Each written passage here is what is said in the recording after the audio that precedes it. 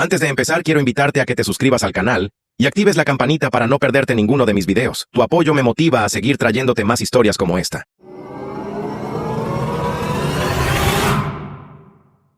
Mi hermana me acusó de abuso para sacarme del testamento multimillonario de mi abuelo. Mis padres apoyaron su mentira hasta que el albacea pidió pruebas y todo comenzó a desmoronarse delante de ellos. Nunca pensé que terminaría contando mi vida en internet, pero aquí estoy. A veces la realidad se siente más irreal que cualquier película mala. Y eso fue exactamente lo que me pasó. La diferencia es que yo no podía apagar la pantalla ni salir del cine. Tenía que vivir cada segundo de esa pesadilla bien despierto. No busco lástima. Solo necesito sacar esto de mi cabeza y quizá alguien que esté pasando algo parecido pueda aprender de lo que a mí me tocó vivir. Me llamo Caleb y ahora tengo 30 años. Pero esta historia empieza de verdad cuando tenía 23. Recién salido de la escuela técnica y trabajando como técnico de sistemas de climatización en una pequeña ciudad de Ohio. No era un trabajo glamuroso, pero se me daba bien. Era trabajo honesto, un sueldo decente. Y me gustaba arreglar cosas. Hay algo casi terapéutico en lograr que salga aire frío de una rejilla cuando alguien se está derritiendo en plena ola de calor de verano. La gente te valora cuando les resuelves un problema, y eso ya es más de lo que podía decir del trato que recibía en mi propia familia. Mi situación familiar era complicada, pero ¿cuál no lo es? Tengo una hermana menor llamada Whitney, 2 años más joven que yo. Nunca fuimos cercanos al crecer. Ella era la niña dorada, la que nunca hacía nada mal a ojos de mis padres. Yo era el callado, el que no daba problemas, pero tampoco recibía reconocimiento por eso. Si Whitney sacaba una nota de notable, mis padres hacían una celebración. Si yo sacaba sobresaliente, apenas recibía un gesto de cabeza y una advertencia de no volverme engreído. Es curioso cómo el silencio también puede ser una forma de rechazo. Mis padres, Linda y Frank, tenían una pequeña oficina de seguros en el pueblo. Vivían con comodidad, no eran ricos, pero tenían una obsesión constante con las apariencias. Todo tenía que verse perfecto desde afuera, incluso cuando dentro se estaba cayendo a pedazos. Las cenas de domingo, las tarjetas de Navidad, las fotos familiares donde todos sonreíamos como si en realidad nos lleváramos bien. La imagen importaba más que la realidad. Y aún así, en medio de toda esa fachada, el verdadero centro de la familia era mi abuelo William, al que todos llamábamos el abuelo Will. Él era quien de verdad mantenía unida esa estructura que para los demás parecía sólida, pero que por dentro estaba llena de grietas invisibles. El abuelo Bill había fundado una empresa de refrigeración comercial en los años 70. La levantó desde cero hasta convertirla en una compañía retail importante que daba servicio a restaurantes, hospitales y cadenas de supermercados en 3 estados. La vendió unos 15 años antes de todo esto, por lo que luego supe que eran algo más de $8 millones, es decir, más de $8 millones en juego y también en expectativas. Invirtió con inteligencia, siguió viviendo con modestia en la misma casa en la que llevaba 40 años. Y conduciendo una camioneta con más de una década a cuestas. Para cuando yo estaba en mis 20s, su patrimonio rondaba los 12 millones. Lo impresionante no era solo la cifra, sino cómo él parecía verle más valor a la gente que al dinero. El abuelo Will era la única persona en mi familia que realmente me veía cuando era niño, mientras mis padres estaban ocupados llevando a Whitney a recitales de danza y concursos de belleza. Mi abuelo pasaba a buscarme y me llevaba a su taller. Se daba cuenta de que me interesaba lo mecánico y me animó a estudiar sistemas de climatización. Incluso me ayudó a pagar los cursos de certificación cuando mis padres decían que ir a una escuela técnica era conformarse con menos. Él veía en mis manos lo que otros solo medían en títulos. Solía decirme, Caleb, la gente que trabaja con sus manos construye el mundo en el que los demás solo viven. Un médico no puede curar a nadie si el sistema de climatización del hospital se rompe en julio. Esa frase se me quedó grabada. Me moldeó. Mientras Whitney estudiaba comunicación y subía fotos de fiestas de hermandad universitaria, yo aprendía a diagnosticar fallos en compresores y a cablear sistemas. Mis padres pensaban que estaba desperdiciando mi potencial. Mi abuelo, en cambio, creía que por fin lo estaba encontrando. Hay una gran diferencia entre alguien que te juzga por lo que podrías ser y alguien que respeta lo que ya estás construyendo. Cuando cumplí 23 años, unos 6 meses antes de que todo se viniera abajo, el abuelo Bill me sentó a solas durante una de nuestras cenas dominicales. Todos los demás estaban adentro viendo fútbol. Pero él me llevó al porche trasero con 2 tazas de café y esa mirada que solo ponía cuando iba a decir algo importante. Caleb, últimamente he pensado mucho en el futuro, dijo, mirando su jardín. Tengo 83 años. He tenido una buena vida. Pero necesito asegurarme de que las cosas queden bien arregladas cuando ya no esté. No me gustaba oírlo hablar así, pero me quedé callado escuchando. He estado actualizando mi testamento, continuó, y quiero que sepas que vas a heredar la mayor parte de mi patrimonio. No porque no quiera a tu hermano o a tus padres, sino porque llevo mucho tiempo observando a esta familia y sé quién tiene el carácter para manejar una responsabilidad así. Me quedé paralizado. Me costaba incluso sostener la taza. Empecé a protestar, diciéndole que no necesitaba tanto, que debería repartirlo de manera más equilibrada. Él levantó una mano para detenerme. En ese gesto había cariño, pero también una decisión que ya estaba tomada. Whitney tiene un problema con el dinero, dijo sin rodeos. Nunca ha trabajado en un empleo real y tus padres le han consentido en cada paso. Si le dejo millones, se los va a gastar en 5 años y culpará a todos menos a sí misma. Tus padres no son mucho mejores. Siempre les ha importado más parecer exitosos que serlo de verdad. Luego me miró directamente. Pero tú, Caleb, tienes algo que ellos no tienen. Tienes integridad. Entiendes que el dinero es una herramienta, no un trofeo. Te dejo la mayor parte porque confío en que seas el administrador del futuro de esta familia. Cuidarás de ellos incluso cuando no se lo merezcan. Ese es el tipo de hombre que eres. No supe qué decir. Me quedé allí, sosteniendo mi café, sintiendo el peso de sus palabras apoyarse sobre mis hombros, como si de repente el futuro de todos se hubiera vuelto una caja fuerte de la que yo tenía la llave. No te estoy pidiendo que hagas nada, añadió. Solo te lo digo para que estés preparado. Mi abogado, Howard, tiene todos los documentos. Todo está hecho. Quería que lo oyeras primero de mí. Nos quedamos un rato en silencio. Después me dio una palmada en el hombro y volvimos a entrar como si nada hubiera pasado. Esa noche aprendí que a veces los momentos más importantes de una vida se camuflan como escenas cotidianas. Cometí el error de contárselo a mis padres. Lo sé, fue una estupidez. Pero en ese momento de ingenuidad pensé que se sentirían orgullosos de que el abuelo hubiera visto algo en mí. Pensé que, quizá, eso mejoraría la forma en que me trataban, que saber que él confiaba en mí podría cambiar la dinámica familiar. Un mes después, durante una cena en casa de mis padres, mencioné de forma casual que el abuelo había actualizado su testamento y que me había dicho que yo recibiría una parte mayor porque confiaba en que administraría las cosas de manera responsable.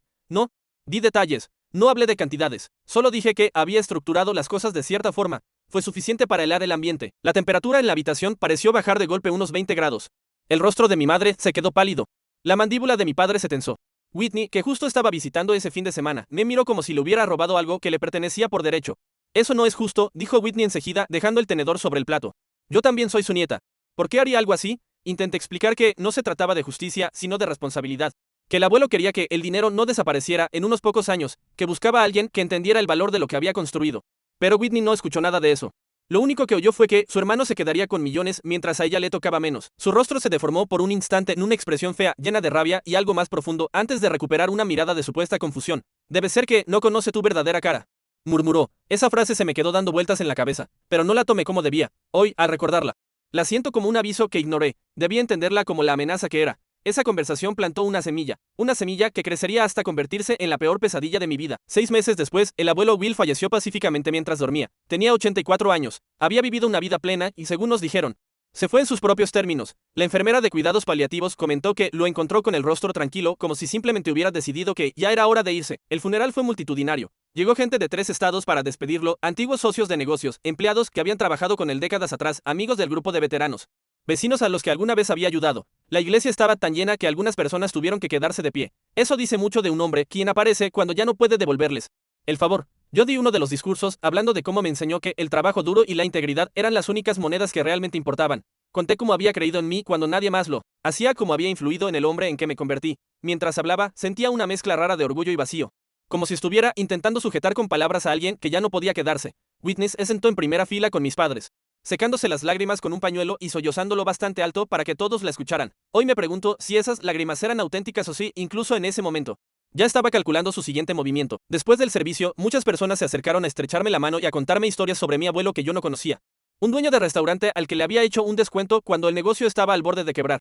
Una madre soltera a la que le reparó el congelador sin cobrarle un centavo. Un joven al que había mentoreado y que ahora dirigía su propia empresa. Ese era el tipo de hombre que fue. Generoso en silencio. Sin buscar aplausos. Haciendo lo correcto simplemente porque era lo correcto.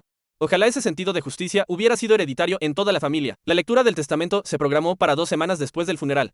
El abogado del abuelo, un hombre llamado Howard Benson, se encargó de todo. Era de la vieja escuela, meticuloso, de esos que revisan cada letra y cada firma. Llevaba 30 años siendo el abogado de mi abuelo y conocía toda su vida financiera al detalle, sabía dónde estaban enterrados todos los secretos, por decirlo así. El día antes de la lectura, sonó mi teléfono. Era mi madre, y su voz sonaba como hielo quebrándose. Caleb, tenemos que hablar. Ven a la casa ahora mismo. Algo en su tono me encogió el estómago. Conduje hacia su casa confundido y algo ansioso. Cuando entré por la puerta principal, encontré a mis padres y a Whitney sentados en la sala como si estuvieran esperando una ejecución. Las persianas estaban cerradas. Whitney evitaba mirarme. Mi madre lloraba. Mi padre estaba de pie, junto a la ventana, con los brazos cruzados y la cara roja de rabia contenida. Había una tensión densa en el aire, esa sensación de que algo irreversible está a punto de suceder. ¿Qué está pasando?, pregunté, mirando a cada uno. Mi madre se levantó lentamente, con las manos temblando. Whitney nos lo ha contado todo, dijo. ¿Qué se supone que les contó?, pregunté yo. Entonces mi padre se volvió hacia mí. Y la expresión en su rostro era algo que nunca le había visto. Puro odio, puro asco, como si fuera algo que se hubiera encontrado pegado a la suela del zapato. Nos contó lo que le hiciste, dijo con la voz al borde de quebrarse. Cuando ella tenía 15 años, cuando tú tenías 17, en esta misma casa, en su habitación. Mi mente se apagó por un instante. Las palabras no tenían sentido. Era como si las sílabas chocaran contra un muro dentro de mi cabeza sin poder entrar. ¿De qué estás hablando?, pregunté. Whitney por fin levantó la mirada, con lágrimas resbalándole por la cara. Su voz se quebró mientras hablaba. Ya no podía seguir callando. Sollozó, no después de lo que hizo el abuelo. No después de saber que tú te vas a quedar con todo. No mereces ese dinero, Caleb. No después de lo que me hiciste. Me quedé congelado. Mi propia hermana me estaba acusando de algo que no había hecho. De algo que jamás haría. Algo tan monstruoso que ni siquiera encontraba palabras para defenderme. Eso nunca pasó. Dije al fin, con la voz sorprendentemente firme, mientras por dentro todo se caía a pedazos. Whitney, ¿por qué estás diciendo esto? No te atrevas a llamarla mentirosa, rugió mi padre. Avanzando hacia mí, nos contó todo, los detalles, dónde, cuándo, cómo la amenazaste para que se quedara callada todos estos años. Mi madre lloraba aún más fuerte, apretando un pañuelo entre los dedos. ¿Cómo pudiste, Caleb? Es tu hermana, tu propia hermana. La miré, intentando encontrar en sus ojos alguna duda. Alguna grieta en la versión que estaban comprando tan rápido. Mamá, me conoces, me has visto crecer. Sabes que yo jamás, empecé a decir. Ya no sé nada, susurró. Mi hija está aquí, llorando. Diciéndome que su hermano la violó y tú quieres que te crea a ti. Sí, respondí simplemente porque era la verdad y porque no tenía otra forma de decirlo. Porque eso no pasó. El silencio que siguió fue pesado, incómodo. Como si la casa entera contuviera el aire. Mi padre me agarró del brazo con tanta fuerza que supe que me quedaría un moretón. Sal de esta casa. No vengas a la lectura del testamento mañana. No te acerques a esta familia. Si apareces, llamaré a la policía y les diré exactamente qué clase de monstruo eres. Me quedé plantado un momento, mirándolos uno por uno. Mi madre no se atrevía a sostenerme la mirada. Mi padre estaba rojo, temblando de ira. Whitney lloraba lágrimas que ya no podía creer. Interpretando el papel de víctima como si lo hubiera ensayado 100 veces frente al espejo, me solté de su agarre. Están cometiendo un error, dije en voz baja, y griega cuando la verdad salga a la luz. Tendrán que vivir con lo que hicieron hoy. Luego me di la vuelta y salí de la casa, sintiendo que, con cada paso, se rompía un lazo más. Esa noche me senté en mi apartamento, mirando fijamente la pared, intentando entender qué demonios acababa de pasar. El silencio del lugar era abrumador, un contraste bruto con los gritos y las acusaciones de hacía apenas unas horas. Repasaba una y otra vez cada palabra, cada gesto, buscando el momento exacto en que mi vida había tomado ese giro absurdo.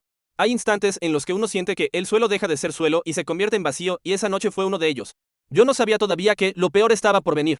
Solo sabía que algo esencial se había roto y que no iba a ser fácil recomponerlo. La acusación era tan absurda, tan completamente desconectada de la realidad, que una parte de mí seguía esperando despertar de una pesadilla. Mi propia hermana me había acusado de algo monstruoso solo para dejarme fuera del testamento de mi abuelo, y mis padres le creyeron.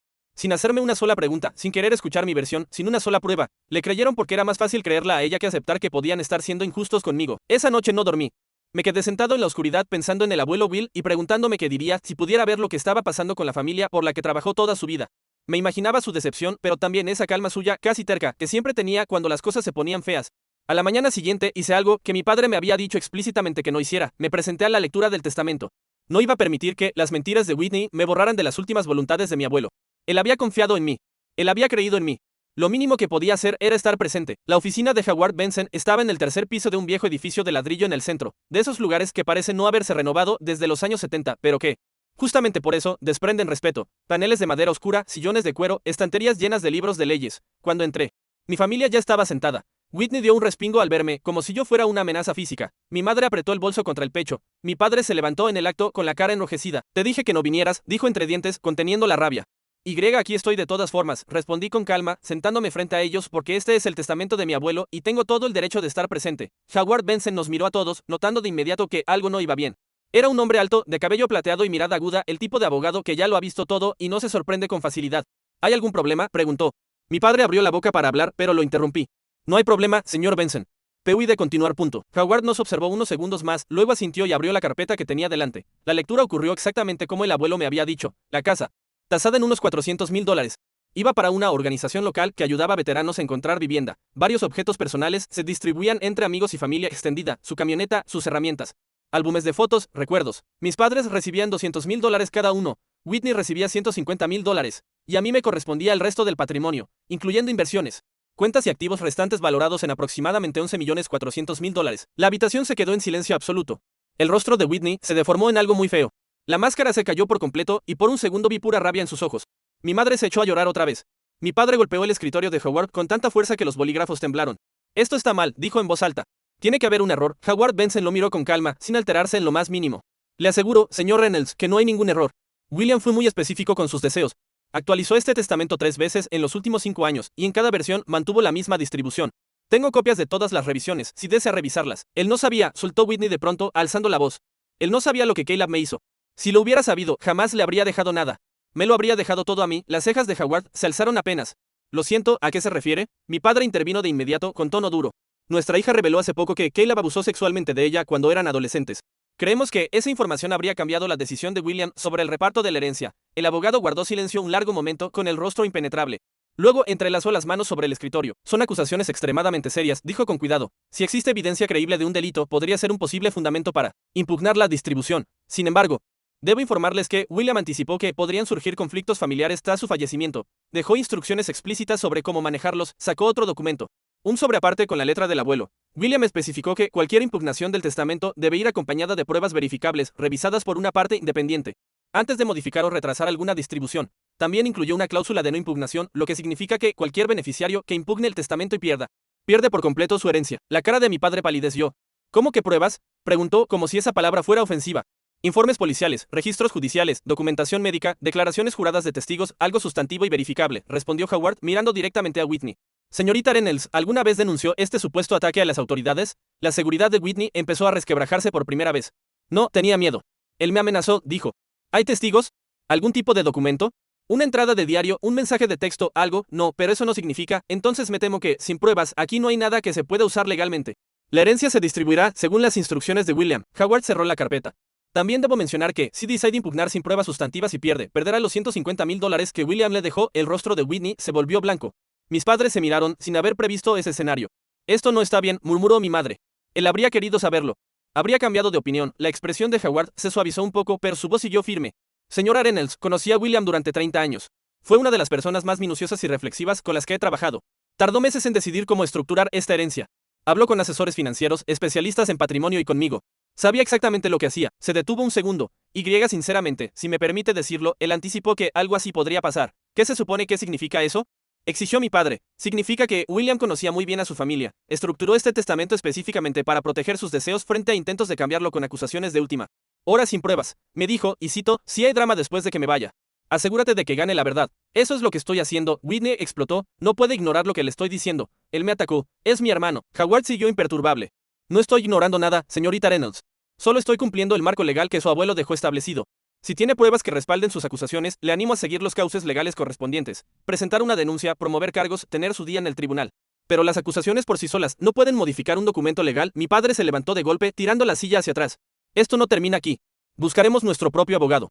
Vamos a impugnar esto en los tribunales. Lo desenmascararemos. Howard asintió. Están en su derecho. Pero les aconsejo que recuerden la cláusula de no impugnación. Y les recuerdo que los tribunales exigen pruebas, no solo acusaciones. Se marcharon sin mirarme. Whitney me lanzó una última mirada de odio al pasar. Su máscara ya no existía. Lo que vi detrás no era dolor ni trauma. Era furia. La furia de alguien cuyo plan acababa de estrellarse contra una pared inesperada. Me quedé un momento más para estrechar la mano de Howard Benson. Su abuelo era un hombre muy sabio, dijo en voz baja cuando ellos ya se habían ido. Sabía que algo como esto podía ocurrir. Por eso creó esas protecciones. Veía cosas que otros no veían, respondí. Así es, dijo él, mirándome con algo parecido al respeto. Él lo veía a usted, Caleb. Una vez me dijo que usted era el único miembro de su familia que nunca lo decepcionó.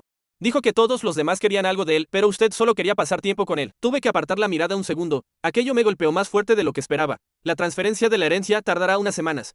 Continuó Howard. Pero el dinero es suyo. William se aseguró de eso. Y Caleb, por lo que valga. No creo ni una palabra de lo que su hermana dijo aquí dentro. Llevo 4 décadas en esto. Sé cómo se ve un trauma real y sé cómo se ve una invención. Lo de hoy fue una invención. Asentí. Gracias. Señor Benson, llámame Howard. Así me llamaba tu abuelo. Los meses siguientes fueron brutales.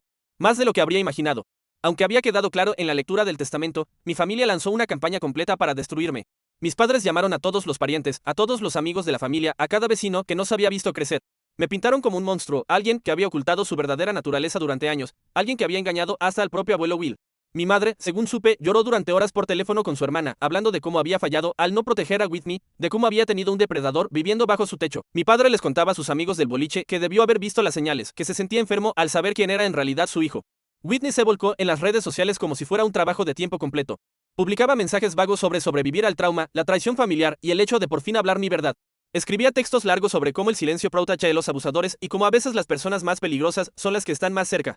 Nunca me nombró directamente, pero todos en nuestro pequeño círculo social sabían de quién hablaba. Los comentarios se llenaban de apoyo. Cientos de personas diciéndole que era valiente, fuerte. Que le creían. Gente a la que había conocido toda la vida de pronto estaba convencida de que yo era capaz de algo horrible. Viejos amigos dejaron de contestar mis llamadas. Compañeros de baloncesto del instituto cruzaban la calle cuando me veían venir. Mis compañeros de trabajo empezaron a mirarme raro y a buscar excusas para no ir conmigo a los servicios a domicilio. Mi jefe, un tipo decente llamado Gerald, que siempre me había tratado con justicia, me apartó un día con gesto incómodo. Caleb, estoy recibiendo llamadas, dijo. Llamadas anónimas, gente preguntando por qué tengo trabajando aquí a alguien con tu supuesto historial. Sentí que el estómago se me caía. Gerald, nada de eso es cierto. Mi hermana se lo inventó por un tema de herencia familiar.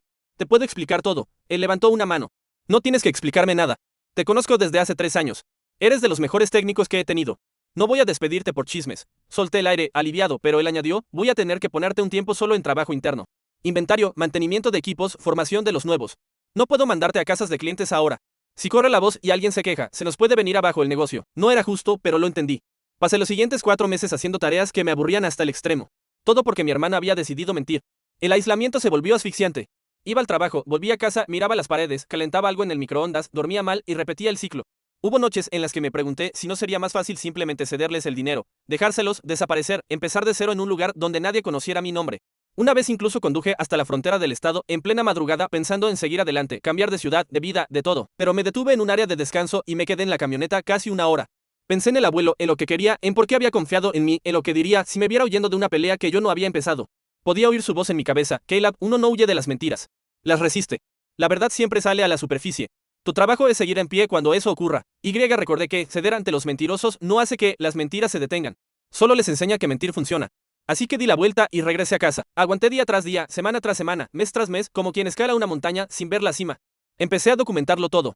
Cada publicación que Whitney hacía en redes, le tomaba una captura con fecha y hora. Cada vez que alguien me cortaba el trato o se negaba a hablarme, lo anotaba. Cada mirada rara de un compañero de trabajo. Cada conversación en voz baja que se detenía cuando entraba en la sala, la registraba.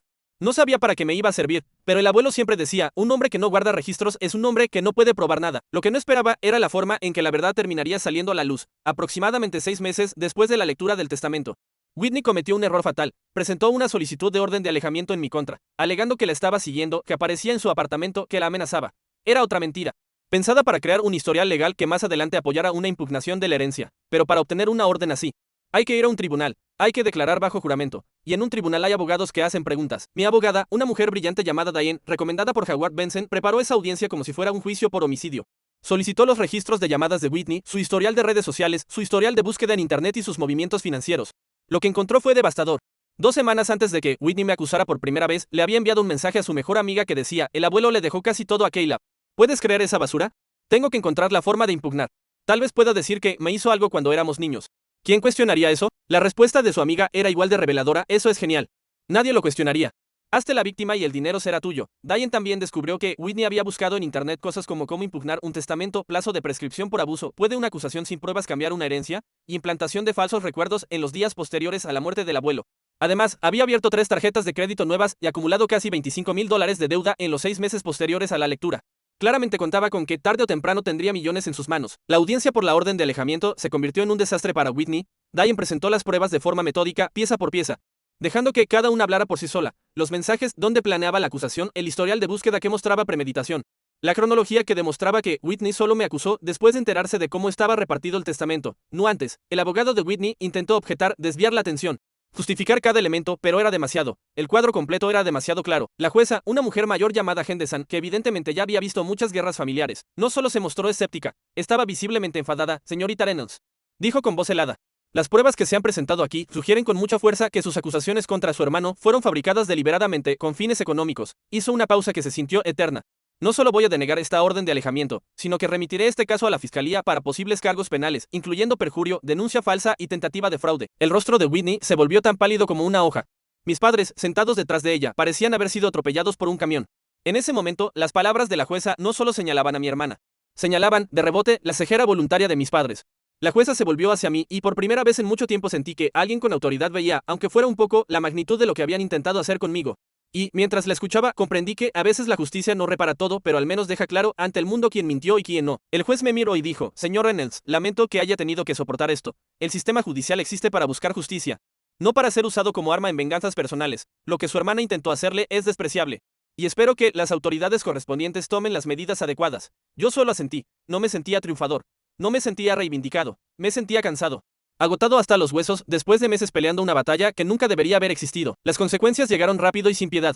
La fiscalía presentó cargos contra Whitney. Los mensajes de texto por sí solos bastaban para acusarla de fraude y sus declaraciones bajo juramento en la solicitud de la orden de alejamiento añadían perjurio a la lista. Su abogado intentó negociar, argumentó que estaba confundida, emocionalmente desbordada por la muerte del abuelo, pero la fiscal no se tragó esa historia. En casos como este, donde alguien usa una acusación falsa como arma, querían dar un ejemplo. La noticia llegó a la prensa local, no como gran titular, pero lo suficiente para que el pueblo empezara a hablar y la narrativa comenzara a cambiar. De pronto, ya no era el monstruo del que se le había advertido a todo el mundo.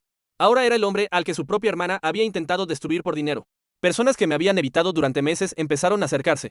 Un compañero de trabajo llamado Dennis, que había estado distante, me envió un mensaje que decía simplemente: lo siento, hombre.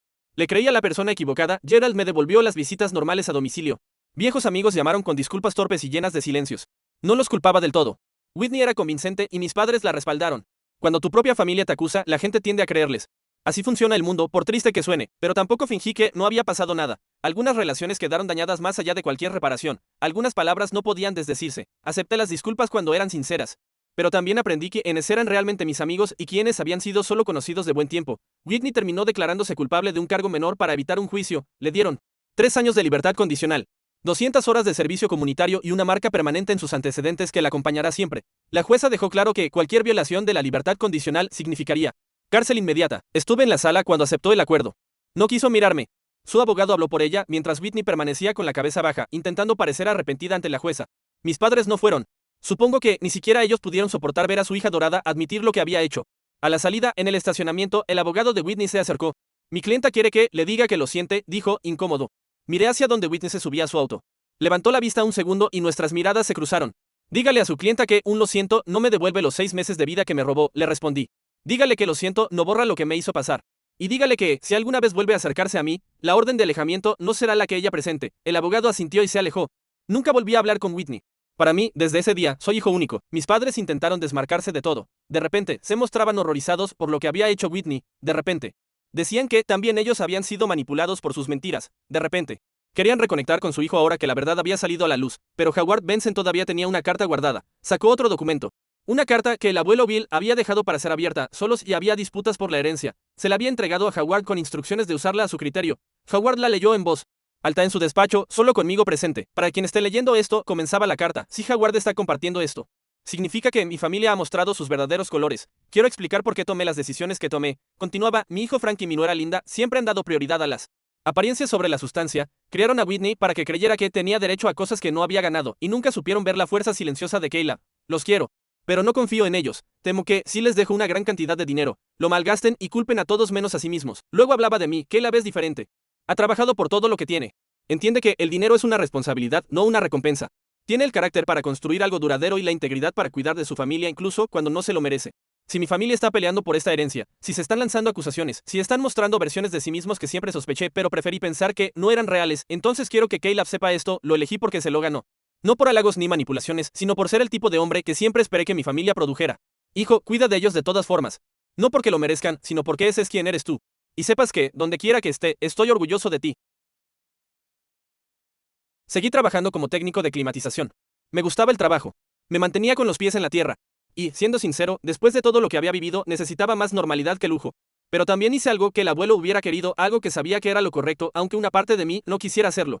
Creé un fideicomiso para que mis padres estuvieran cubiertos si algún día realmente lo necesitaran, emergencias médicas, viviendas y perdían la casa, necesidades básicas en caso de apuros. Nunca se harían ricos con ello, pero tampoco pasarían hambre. No se lo conté. No quería gratitud ni reconciliación. Lo hice porque el abuelo me pidió que cuidara de la familia incluso cuando no lo mereciera. Hay decisiones que uno toma no por los otros, sino por ser fiel a la persona que quiere ser. Han pasado 3 años desde entonces. Ahora tengo 29. Un año después de tomar pleno control de la herencia, abrí mi propia empresa de climatización. Nada enorme al principio, solo yo y 2 compañeros con los que ya había trabajado y en los que confiaba. La llamamos Soluciones Climáticas Reynolds.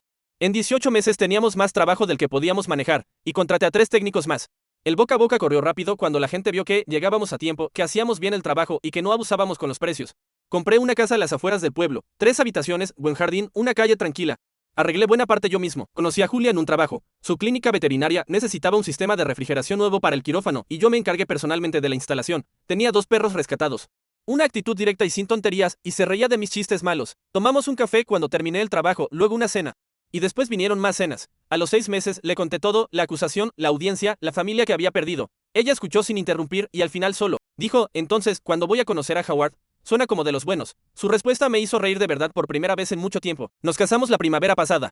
Fue una ceremonia pequeña, unas 40 personas, en un jardín botánico a las afueras de la ciudad. Howard Benson estuvo allí. También algunos viejos amigos del abuelo que se habían acercado a mí cuando todo se hizo público. Fueron mis compañeros de trabajo. Fue la familia de Julia.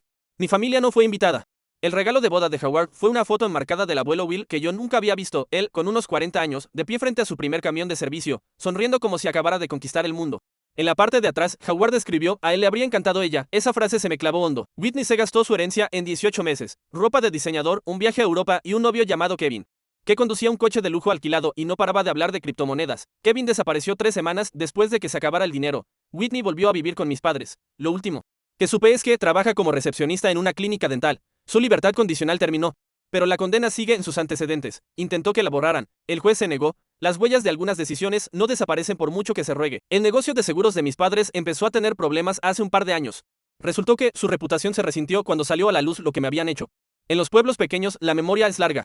Algunos de sus mejores clientes se llevaron discretamente sus pólizas a otro lado. El mes pasado recibí una carta de mi madre. Sin remitente, pero reconocí su letra de inmediato. Mi padre había sido diagnosticado con una enfermedad cardíaca. Estaban ahogados en facturas médicas. El seguro no cubría todo. Me pedí ayuda. Decía que lo sentían. Decía que me extrañaban. Decía que habían cometido errores. Le enseñé la carta a Julia. ¿Qué vas a hacer?, preguntó. Levanté el teléfono y llamé al administrador del fideicomiso que había creado 3 años antes, ese del que mis padres no sabían nada. Autoricé la cobertura completa del tratamiento de mi padre. Cirugía, recuperación, medicación, todo lo necesario. Luego tiré la carta. 2 semanas después, una encargada de facturación del hospital llamó a mi madre para decirle que un benefactor anónimo había cubierto todos los gastos médicos de mi padre.